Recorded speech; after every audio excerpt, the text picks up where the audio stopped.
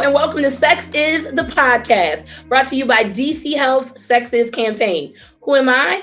I'm Poet Taylor from WPGC 95.5, your proud host and moderator. And if you think the episode you're about to see is something, you got to go back a couple. In the past, we've talked about consent, we've talked about condoms, we've talked about STDs.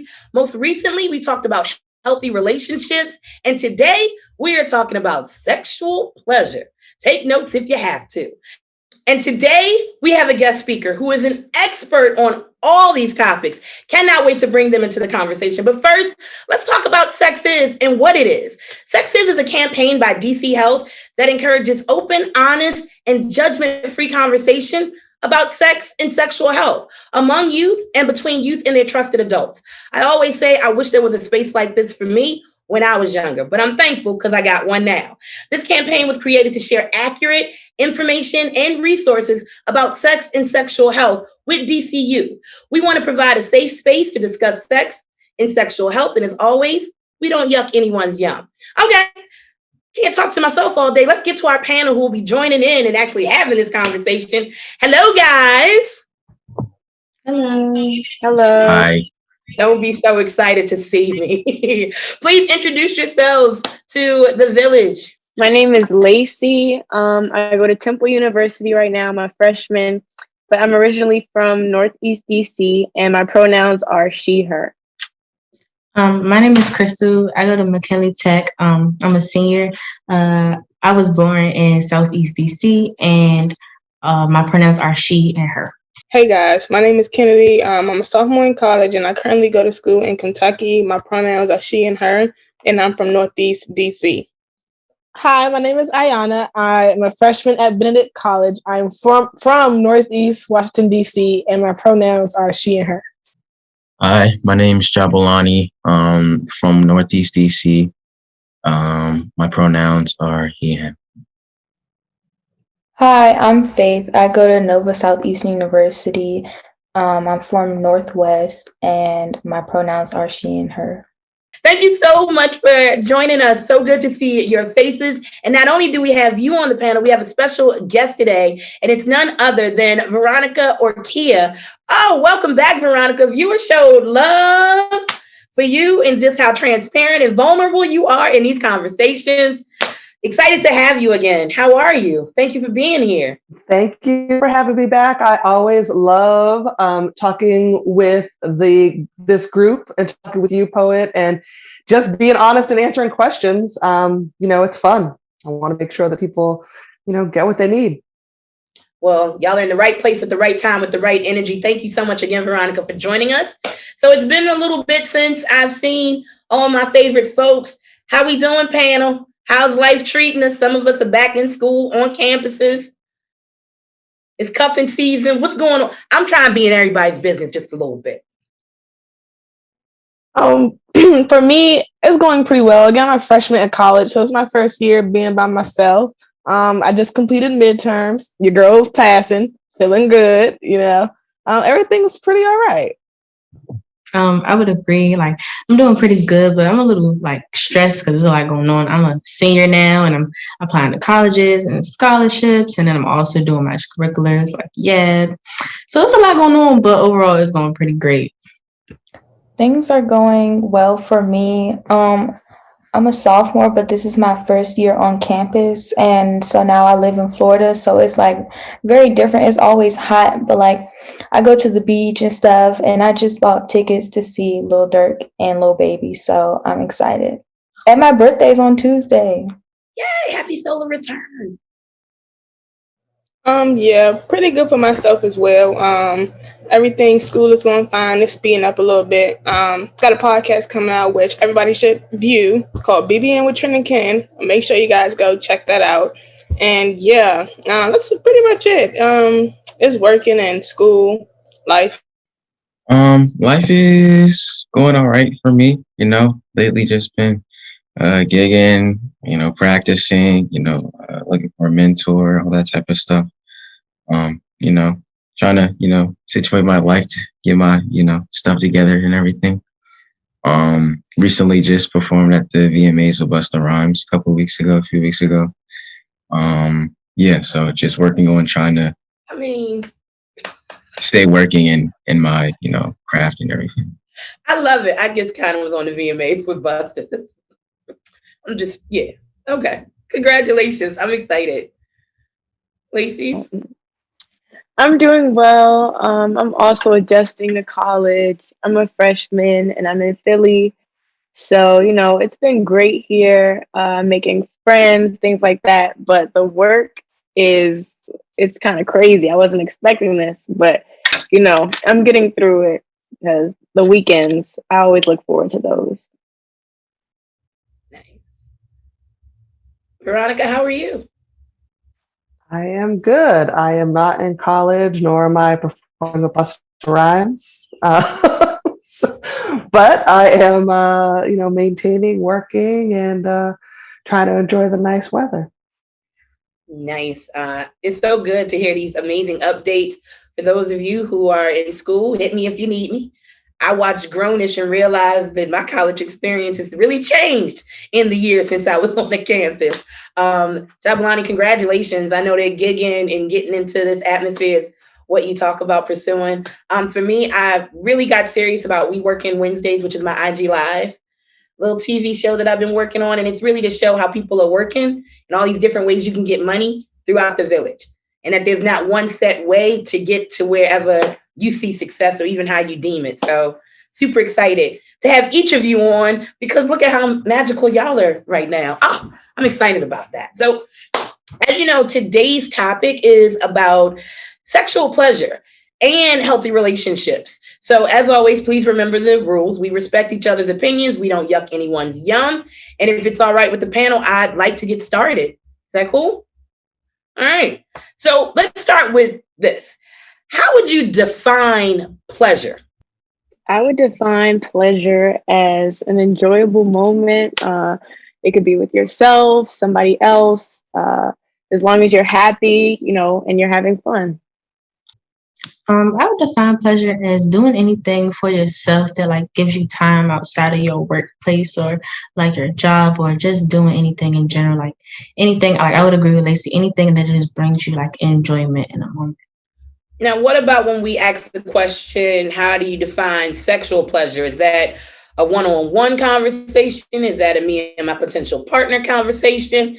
Is that something that, in your group chat you talk about depending on who you're dating and what may be happening?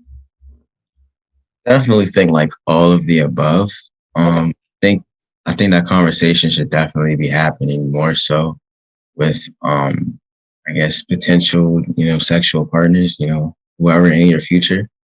I would like to think that's a conversation that's, had whenever you're going to engage in that, type of activity with someone. You guys are, discussing, what works for you, what doesn't work for you, just generally covering all the bases. Yeah, that's definitely a necessary conversation. Veronica, as our resident expert, is there too soon or too late a time to talk sexual pleasure with whoever you may be engaging? I know sometimes they're like rules. People feel like there are rules to when they can speak or can't speak about something. I mean, I don't think there's a rule on that one. As long as you feel comfortable and the other person feels comfortable speaking about it. I think definitely if you're having sex, you should be talking about pleasure. If you're thinking about it or preparing to, but then also after, I think it's an important thing that, just like the last podcast, we were talking about communication. That communication piece throughout is so important, whether that's to have a healthy relationship or to have a pleasurable experience with your partner or your partners. You need to have about what you enjoy, what feels good to you, what feels good to them, both in while having sex, but then also just in general, so that you can bring that into your sexual experience. People may have different things that bring them pleasure. The skin touch may bring some person pleasure, but maybe not another person. Music and sounds may arouse one person and may sound like the worst thing in the world to another. So, having those conversations are really important. Which actually leads me to my next question for you, panel. how can you effectively communicate to your partner what you like during sexual experiences? And in this case, maybe how have you communicated that to someone that you might have been intimate with, if you're comfortable sharing that? I believe communicating with your partner, you have to be just open with your boundaries and open with what you like and what you don't like. It can happen, preferably it should happen before you have sex, just so when you go into it, it's an enjoyable experience. But also, if like your partner tries something new during the action, you can say, "Oh, I like that," or something along that line, just to let them know. To add on to her point, I feel like if you're having sex with someone or being intimate with someone, and you don't like what they're doing, you can kind of guide them to like do other things that you know your body and you know what you like. And I feel like that's how you can, like, that's a form of communicating with your partner without, like, you know, breaking the mood and like just completely stopping. So I feel like that would be important to do. And also, like, the other person isn't like offended. You're doing it in like a kind way. I would agree. Like, in addition to having a conversation before and like illusions during, it's also important to have a conversation afterwards too, because like sometimes you might not be able to communicate fully through body language during. So having a conversation after, like, oh, I like this, or I did not like this, or you was doing a little bit too much or going too far with this, so we can do such, and then like it's like an improvement every time. I would have to agree with everybody, and I would like to add that I feel like also communicating comes with compromising and just being open-minded about things. But I feel like the point of intimacy and sex and stuff is to please that person. So maybe it's something that you don't really like, but they like it. I feel like it's good to be open-minded and to compromise on certain things to please that person and for them to have max pleasure, whatever the case may be. Thank you.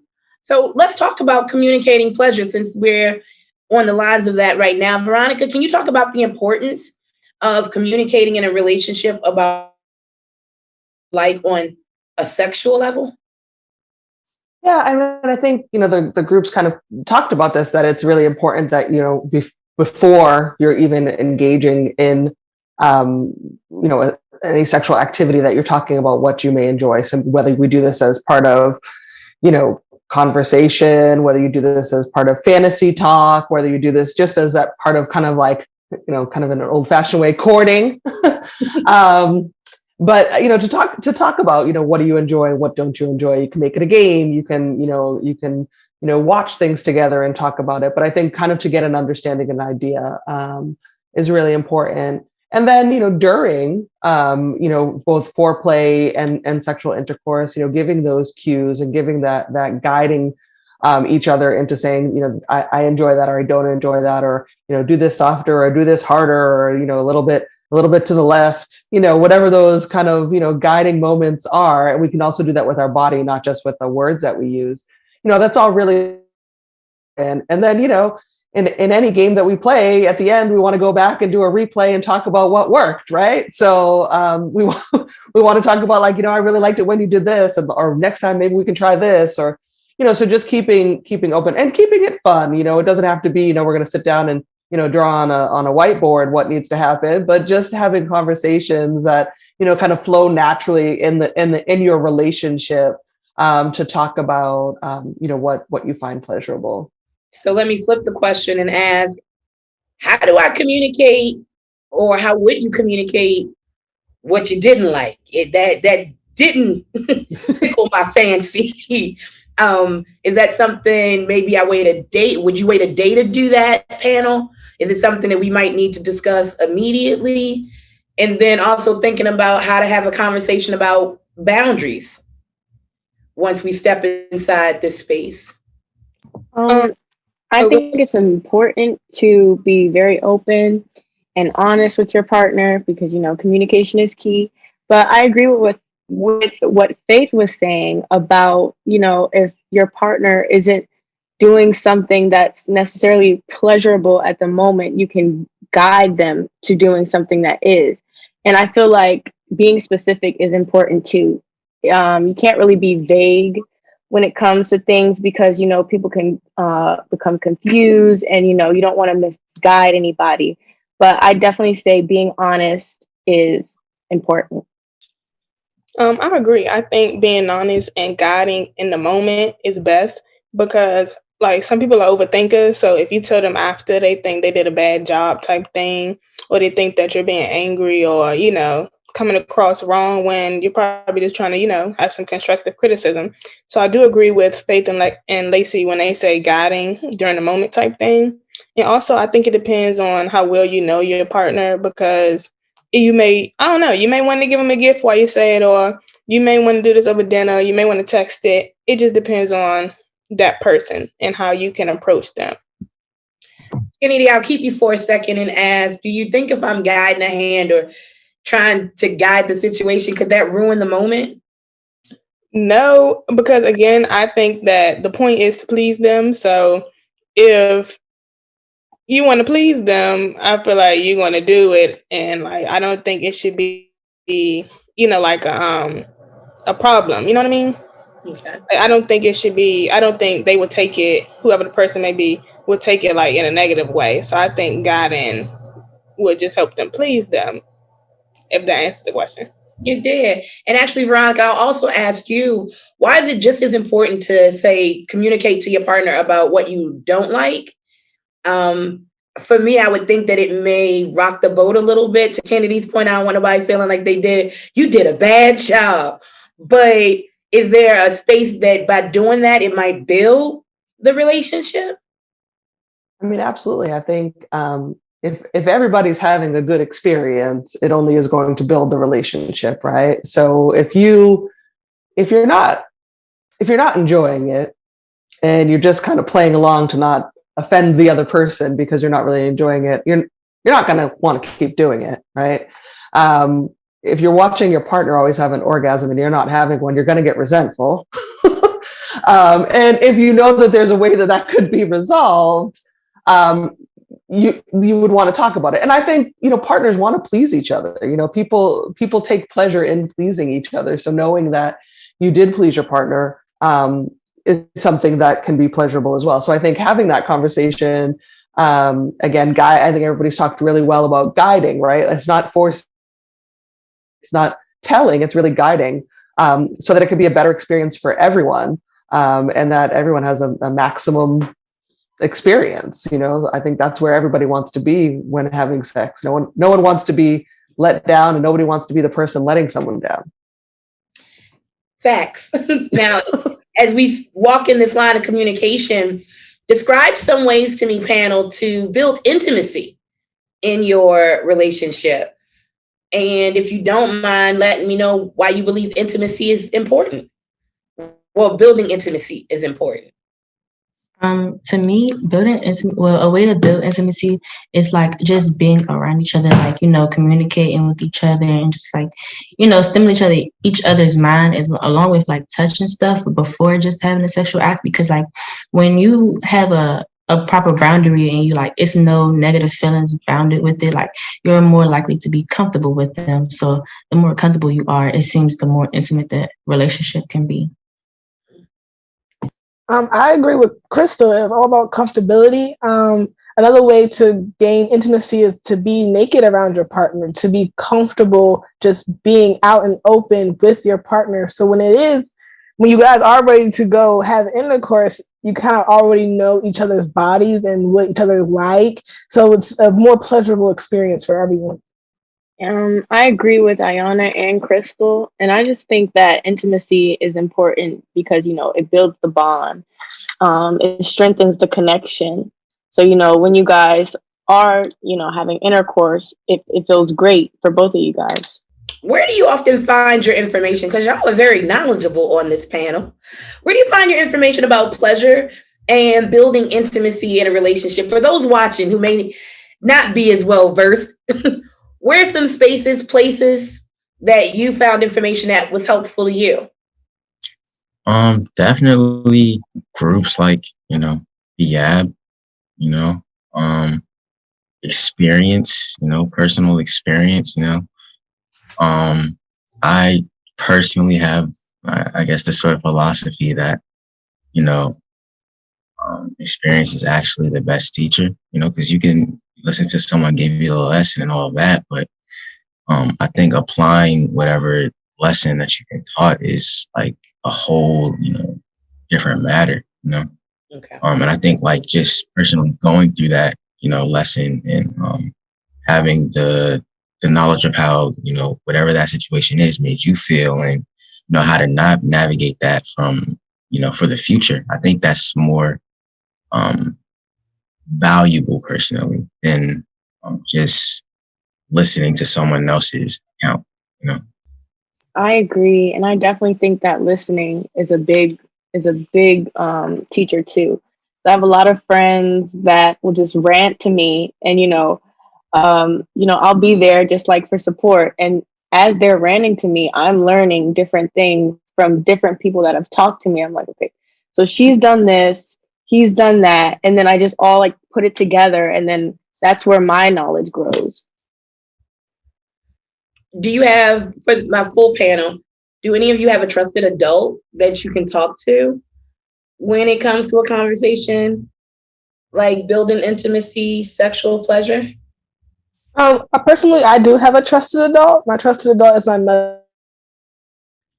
She has always guided me whenever I have questions about anything related, whether it be sexual, non-sexual, hair, makeup, doesn't matter. I can ask her about anything and she'll give me her honest opinion.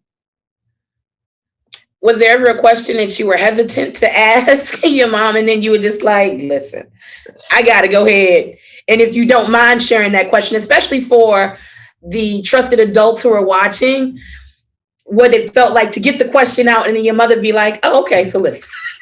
Okay, so I kind of forgot what the topic was, but I know it was basically me trying to figure out myself, you know. I was new to having a vagina. I didn't know really how it worked.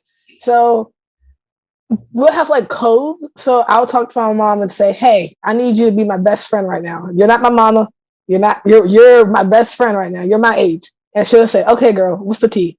And I'll just ask her. So like, it's not really she's my mom. I'm asking my bestie, my homegirl. And then she'll give me her opinion. And then after it, she'll be my mama again and then ask like the doctor questions, how am I feeling, stuff like that. And then we'll move on about our day. Tell your mother I said thank you and I love her. Now, panel, I also want to pose this question. Not everybody has a mom like Ayana. Some of us, I grew up in a household where it was like, no. No, if it came on TV, cover your eyes. I'd just be like, but I got questions. So for the trusted adults who may be watching, how should they handle questions? Should a youth come to them, whether it's their kid or their kid's friend, with this question? I mean, I know that we have the Trusted Adult Discussion Guide at sexisdc.org, but just from your own experiences, what worked and didn't work when you took a very valid question to a trusted adult, whether the response was positive or negative in your mind, in your view? I think the best way to approach a situation as a trusted adult, even though I am a child, but my mom, she was kind of one of those strict mothers, but usually it comes from a place of not understanding why your child is answering those questions. So sometimes you have to remember, like, oh, this is my child, but she's also, or he is, or they are also themselves. So I have to look at it like they're coming to me trying to figure out who they are. And as their parent or as their guardian or whoever they are that they talk to, it's my job to ensure that fact that like they know how to go about a situation or they have some type of information or know where to go about it. So it comes from a place of not looking at it like they're your child, but as they're a human and an individual growing in the world. I definitely agree with Crystal, and I just think that it's important for trusted adults to just put themselves in that young person's shoes for a moment, because they just need to remember that they were teenagers once, and like maybe it was difficult for them to get around to it. You don't want that for your kid. Just make it easier and just open up to them. I completely agree with Lacey. I think that something a trusted adult should do is be real with themselves and be real. And everybody knows like stuff like this is natural. It's bound to happen. So if you're being real and being honest with whoever is coming to you, it makes it easier for the both of you So now they have the answers. And like Lacey said, you don't want it to be hard on them. So let's just be real and, give the real facts. The real facts, which you can also find in our trusted adult discussion guide at sexisdc.org. When we know better, we do better, we move better. Speaking of which, I want to turn it over to our panelists because, again, we had the whole expert at our fingertips. Not everybody has that opportunity. What questions do we have for Veronica? Outside of, can I have those earrings? Okay, that was my own question. I wore them just for you, Poet. Thank you. I had a question. What advice would you give to someone who's trying to overcome performance anxiety? Ooh. I think that's a natural thing is, when we're becoming intimate, when we're starting any new relationship or we're being around whether we're going into a party or going to class or having sex with somebody for the first time, we may have some performance anxiety, that part of where we're bearing ourselves, right? We're bearing ourselves emotionally, we're bearing ourselves physically. That communication piece is key, right? So talking in advance, talking along the way, realizing that no one has all the answers. I think the big thing is sex is messy, awkward at times, wonderful, could be smelly, could be noisy, and realize that, right? Like if we just stop acting like it's the movie that we watch and realize that those things are going to happen and we don't get in our head so much, but really relax and enjoy and relate with the person that we're with, then we're all going to have a better time. I had a question. Since you mentioned all those things that sex can be, what do you do if you are with a partner and they don't taste delicious? How do you have that conversation? So I think that there's I think this goes back to someone said it depends on that partner, right? So one thing is can you, so there's a couple things. So one is it just, like this came from the gym and are just stinking, right? So can you shower, bathe, make that part of your pleasurable sensory experience, right? Like everybody gets clean, everybody, does that. The other can be internal, right? And so there are some tricks of the trade that people have sworn by. Eating pineapple being one of them, strawberries, yogurt. So can you get your partner on a diet of those things? Maybe smoothies on a regular basis. The other is just having a real conversation. And this one is an awkward one. There's no doubt about it. But again, sex is messy and smelly and it's wonderful, but it can also be all of these things. And, what could be someone's natural way of tasting, it could be that, but it could also be something that's going on internally. So having a conversation about, there's the old TV show of like your spunk is junk. And it's and it was about having that conversation. Like, it just doesn't taste so good to me. And so like, what's your workaround, right? Do you spit? Do you use a condom? Do you use a dental dam? Do you use, flavored lubes? What else can you do to kind of to change that? So, having a real conversation about it is the only way. If you want to have sex with this person, you love them, you like them, you have fun with them, you're going to have this conversation, right? Because otherwise it is going to become awkward. So better to have, a creative kind of brainstorm around how to make it better. Other questions? I had a question because I just felt like I wanted to debunk the myth that women aren't supposed to orgasm every time that they have sex. Because I've heard men say like, "Oh, women aren't supposed to do that. If she has a weak vagina, if she does that." So I just need the expert to let us know: are women supposed to orgasm as much as men? If you have a vagina and a clitoris, you should be able to orgasm as much as someone with a penis. There should be no reason that you're not. There are some factors as to why those of us with clitorises and vaginas take longer to reach climax. So, kind of like along the pleasure continuum, we could think about desire. Desire is the moment when you see someone and your mind is telling you that you want to have sex with them, right? Like that's where you're getting emotionally ready. pleasure is kind of the steps along the way. So pleasure is when you're engaging in activities that bring joy and satisfaction and happiness. So that's the foreplay. That could be holding hands. That could be, touching. That could be, talking dirty. That could be all of these different things that bring us pleasure. That's music and mood and, whether that's, silk, the feeling of silk on your body, whatever that is, that's all the things that bring pleasure. And pleasure, which can also be derived from friction and touching and everything we know that goes into foreplay, right? That can bring us to arousal. And arousal is when, the blood rushes to our clitoris or to our penis. That's when, vaginal fluids are released and we become lubricated. And that's when, if something is being inserted into us, that's where that feels better, because if a vagina is dry, it causes friction, it causes tearing, and nobody enjoys that. So one of the things that typically happens is that there's not enough of that pleasure time, right? That brings us to arousal, and therefore people with vaginas and clitorises do not have orgasms. I often joke that if you have a penis, it's an Audi. You blow on it and it's happy. So it's just a little bit easier to get a penis aroused. There's more skin surface if you just think about it in the pure physical sense of like a clitoris versus a penis. There's just more skin surface to it. So equal opportunity that everyone could have orgasms. It's really just about putting in the effort and knowing what to do. And that's where that part around the conversation needs to happen. I was actually going to bring up a topic about a post that Poe had posted not too long ago on Instagram, and it was an interview on the 85 South show, and him and a woman, they were talking about how long it actually takes for a woman to be ready to be penetrated versus a male. And I remember she said it takes about 18 or 40 minutes for a female to actually be ready for intercourse versus a male. And I was wondering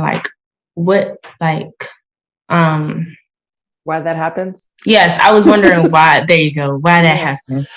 So, kind of going back to the last question where I talked about just the physical nature of bodies.